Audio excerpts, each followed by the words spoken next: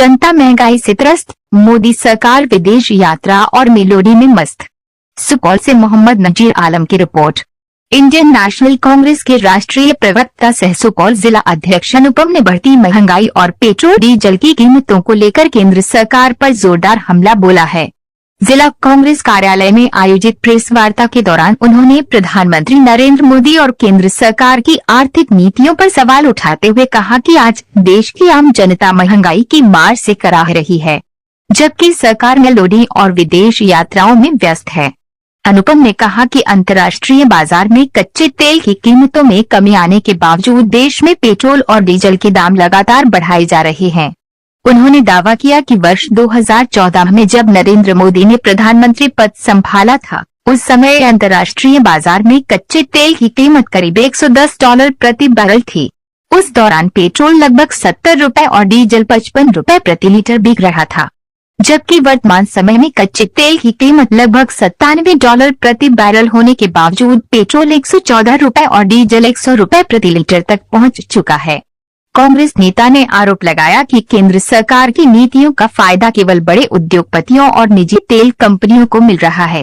उन्होंने कहा कि आम आदमी महंगाई से परेशान है, लेकिन बड़ी कंपनियां लगातार रिकॉर्ड मुनाफा कमा रही हैं। उन्होंने खास तौर पर निजी कंपनियों के बढ़ते लाभ का जिक्र करते हुए कहा कि सरकार जनता की जेब खाली कर अपने पूंजीपति मित्रों को लाभ पहुंचाने में लगी हुई है। अनुपम ने कहा कि बीते 11 दिनों में 4 बार पेट्रोल डीजल की कीमतों में कुल 8 रुपए की बढ़ोतरी ने आम लोगों की कमर तोड़ दी है। इसका सीधा असर परिवहन, खाद्य सामग्री और दैनिक जरूरतों की वस्तुओं पर पड़ रहा है। उन्होंने कहा कि महंगाई के कारण गरीब और मध्यम वर्गीय परिवारों का घर चलाना मुश्किल हो गया है। उन्होंने केंद्र सरकार को चेतावनी देते हुए कहा कि यदि जल्द महंगाई पर नियंत्रण नहीं किया गया तो देश का युवा वर्ग सड़क पर उतरकर आंदोलन करने को मजबूर होगा। प्रेस वार्ता के दौरान कांग्रेस कार्यकर्ताओं ने भी केंद्र सरकार के खिलाफ जमकर नारेबाजी की और महंगाई कम करने की मांग उठाई। आपको याद होगा हमारे आदरणीय प्रधानमंत्री नरेंद्र मोदी ने किस दिन शपथ लिया था प्रधानमंत्री पद का पहली बार। आज ही के दिन ठीक 12 साल पहले पहली बार उन्होंने प्रधानमंत्री पद का कार्यभार संभाला था और आज ही के दिन जब उन्होंने कार्यभार संभाला था तो कच्चे तेल की जो कीमत थी अंतर्राष्ट्रीय बाजार में, वो मैं आपको बता रहा हूं। अंतर्राष्ट्रीय बाजार में कच्चे तेल की कीमत $105 प्रति बैरल था। $105। आज 12 साल बाद 26 मई को अंतर्राष्ट्रीय बाजार में कच्चे तेल की कीमत कितनी है? आप लोग गेस करेंगे अगर तो आपको लगेगा कि नहीं, $105 प्रति बैरल अगर 2014 में था तो उससे तो ज़्यादा ही होगा, बहुत महंगाई बढ़ गई है। नहीं, अंतर्राष्ट्रीय बाजार में कच्चे तेल की कीमत 26 मई 2014 की तुलना में आज कम है। और बार बार भाजपा के नेता और भाजपा के पूरे इकोसिस्टम के जरिए यह फैलाया जा रहा है कि अंतर्राष्ट्रीय कारणों से तेल की कीमत में बढ़ोतरी की जा रही है। स्थिति बहुत खराब है दुनिया भर में। कभी युद्ध का बहाना दिया जाता है, कभी कहा जाता है कि इस कारण से सप्लाई चेन हैम्पर हुआ है और इसी कारण से पेट्रोल डीजल की कीमतों को बढ़ाया जा रहा है। जबकि सच ये है कि 12 साल में अंतर्राष्ट्रीय बाजार में कच्चे तेल की कीमत में गिरावट आई है। 26 मई 2014 को जिस दिन कच्चे तेल की कीमत $105 प्रति बैरल था, उस दिन डीजल, गेस करिए क्या कीमत थी? डीजल 55 रुपया, पेट्रोल 70 रुपया।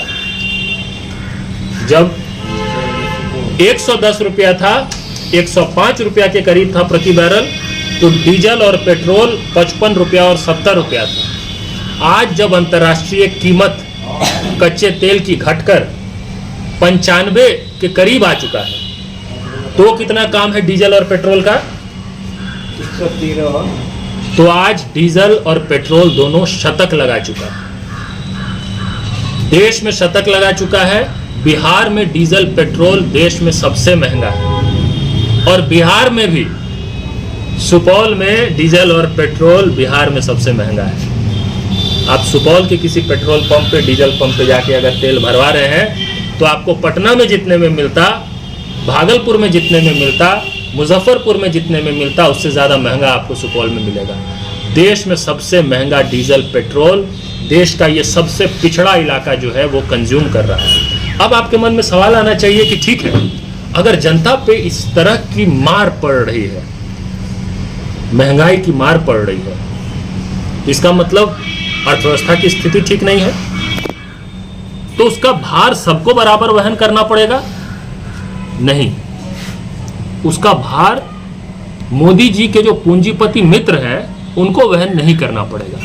यह भी मैं आपको आंकड़ों और तथ्य से बताता हूं, हवाई बात एक भी नहीं है। तो जिस समय जनता की जेब पर डाका पड़ रहा है, जनता त्राही त्राही कर रही है महंगाई के कारण, उसी समय जो रिलायंस इंडस्ट्रीज लिमिटेड है, जो निजी क्षेत्र में सबसे बड़ी तेल कंपनी है, उसका वार्षिक मुनाफा आप जानते कितना रहा है?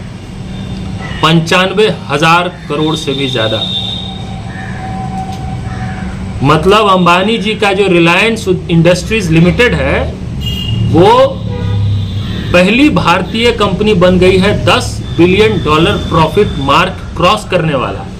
इसी परिस्थिति में, जिस परिस्थिति में आम आदमी की जान निकाला जा रहा है सिर्फ डीजल और पेट्रोल के नाम पे। इसी में एक तीसरा आंकड़ा, सरकार ने एक्साइज ड्यूटी अलग अलग समय पे बढ़ाया डीजल पेट्रोल पे। एक्साइज ड्यूटी बढ़ाया तो उसका नतीजा क्या हुआ? नतीजा ये हुआ कि कई लाख करोड़ सिर्फ एक्साइज ड्यूटी से इकट्ठा हुए। तो सवाल सीधा ये है कि ये जो आपने लाखों करोड़ रुपया एक्साइज ड्यूटी बढ़ाकर उगाही किया है, वो पैसा आप देश की जनता को ना देकर, वो पैसा आप किसको दे रहे हैं? अंबानी को दे रहे हैं, अपने पूंजीपति मित्रों को दे रहे हैं, तेल कंपनियों को दे रहे हैं। और लगातार एक के बाद एक 4 बार पेट्रोल और डीजल की कीमत में बढ़ोतरी, पूरा एक उसका टाइमलाइन है। 15 मई को बढ़ाया गया कीमत, 15 मई के बाद 19 मई को बढ़ाया गया, फिर 23 मई को बढ़ाया गया, फिर 25 मई को बढ़ाया गया। 11 दिन के अंदर लगभग 8 रुपया बढ़ा है पेट्रोल डीजल का दाम। 8 रुपया, आप सोच सकते हैं कांग्रेस के समय में 10 पैसा 15 पैसा बढ़ जाए तो ये लोग जो है गोभी, कदीमा और कद्दू लेकर बैठ जाते थे सड़क पे। और कितने देश के लोग थे जो ट्वीट करने लग जाते थे कि हम ड्राइवर को छुट्टी दे दिए हैं, अब हम शूटिंग करने के लिए कार से नहीं जाएंगे, अब हम साइकिल से जाएंगे। आज सन्नाटा पसरा हुआ है, इसके बावजूद कि आम जनता की हालत कितनी खराब है। लोग रो रहे हैं, हर रेहड़ी पटरी वाला, रिक्शा वाला, ऑटो वाला, हर वर्ग परेशान है। और पेट्रोल डीजल का कीमत बढ़ता है तो उसका बाकी हर चीज़ के कीमत पे किस तरह का असर पड़ता है ये आपको अच्छे से पता है। अब आप समझिए एक महत्वपूर्ण बात, ये जो पेट्रोल डीजल की कीमतें बढ़ी हैं 11 दिन में लगभग 8 रुपया, इससे ठीक कुछ दिन पहले तक, जब तक कि केरल में, बंगाल में और 4 राज्यों के विधानसभा चुनाव में वोटिंग नहीं हो गया था, उस दिन तक प्रधानमंत्री से लेकर भाजपा का हर नेता क्या कह रहा था? सब चंगासी, कोई दिक्कत नहीं है, अर्थव्यवस्था एकदम चकाचक है, कहीं कोई प्रॉब्लम नहीं, यही सब बोला जा रहा था। पूरी दुनिया में दिक्कत हो रही है, लेकिन हमारे यशस्वी प्रधानमंत्री के नेतृत्व में, हमारे इस महामानव के नेतृत्व में भारत में कोई समस्या नहीं है। तेल का कोई संकट नहीं है, डीजल का कोई संकट नहीं है, गैस का कोई संकट नहीं है। बार बार ये कहा जा रहा था ना। कब तक ये कहा गया? चुनाव के आखिरी दिन तक ये बात कहा गया। जैसे ही चुनाव संपन्न हुए, प्रधानमंत्री जी आए, अवतरित हुए और नसीहत दिया देश की जनता को, मित्रों सोना नहीं खरीदना है, ज्यादा इधर उधर नहीं घूमना है, मोटरसाइकिल गाड़ी कम इस्तेमाल करना है, डीजल पेट्रोल खपत नहीं करना है, यात्रा नहीं करना है, विदेश तो कतई नहीं जाना है। सारा नसीहत दिया, मंच से उतरे और रोड शो करने लग गए। बताइए, आपको मोटरसाइकिल चलाने पर रोक लगा रहे हैं, खुद रोड शो कर रहे हैं काफिले के साथ। आपको कह रहे हैं कि आप सुपौल से सहरसा मत जाइए, खुद इटली चले गए। और जनता यहां महंगाई से त्रस्त है, साहब हमारे मेलोडी में मस्त है। जनता महंगाई से त्रस्त, साहब मेलोडी में मस्त। मेलोडी चॉकलेट दे रहे हैं, बताइए तो।